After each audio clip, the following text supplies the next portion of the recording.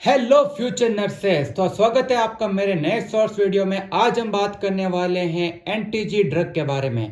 ये कब दी जाती है? ये तब दी जाती है जब आपको पेशेंट को एंजाइना अटैक आता है, मायोकार्डियल इन्फेक्शन होता है, चेस्ट पेन होता है, तब ये फर्स्ट ड्रग ऑफ चॉइस होती है।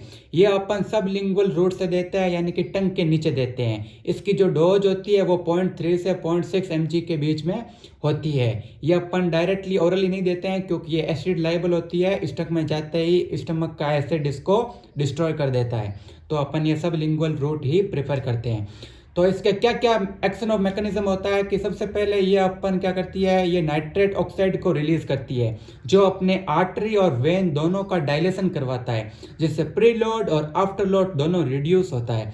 उससे क्या होता है कि हार्ट को प्रॉपर ऑक्सीजन और ब्लड की सप्लाई पहुंच पाती है और जो एक्यूट चेस्ट पेन था वो रिड्यूस होता है। तो ये था इसका एक्शन ऑफ मैकेनिज्म।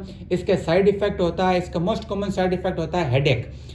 हेडेक क्यों होता है? क्योंकि जब इसका काम होता है वेसो डायलेशन करवाना, तो जो ब्रेन की जो वेसल होती है उसका भी वेसो डायलेशन होता है, तो उसमें आपके प्रेशर पड़ता है, तो उससे आपके हेडेक होता है। तो हेडेक की वजह से एंटीजी बंद नहीं करनी है, उसका ट्रीटमेंट करना है एनाल्जेसिक देकर।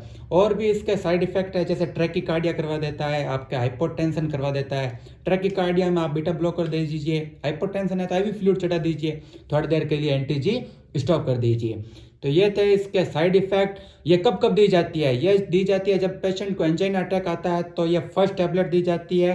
फिर 5 मिनट के बाद में एक और इसकी डोज दी जाती है। 5 मिनट के बाद फिर भी राहत नहीं मिले तो एक और दी जाती है।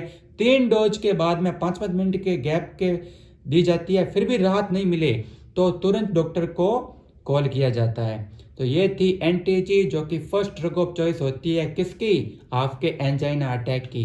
और ये फोटो सेंसिटिव होते हैं, ये लाइट के अंडर क्या हो जाती है, खराब हो जाती है, डिस्ट्रॉय हो जाती है। तो और ये कब देनी जाती है, ये कब, इसके क्या क्या कॉम्प्लिकेशन है, इसे कब कब नहीं देना चाहिए? जब सीवियर एनीमिया हो, सीवियर हाइपोटेंशन हो, तब इसको थोड़ा सा नेग्लेक्ट करना चाहिए। और जब पेशेंट को तुरंत ही सिलिडेफाइल ली हो। सिलिडेफाइल क्या होती है कि सिलिडेफाइल और जो ये अपने एंटीजी है, दोनों इंटर रिएक्शन करके अपने सीवियर हाइपोटेंशन क्रिएट कर सकती है। तो उसके तुरंत बाद इसको एंटीजी को नहीं देना चाहिए। और ये थी अपनी एंटीजी।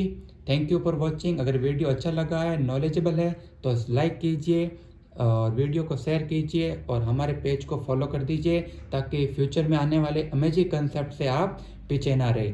Thank you.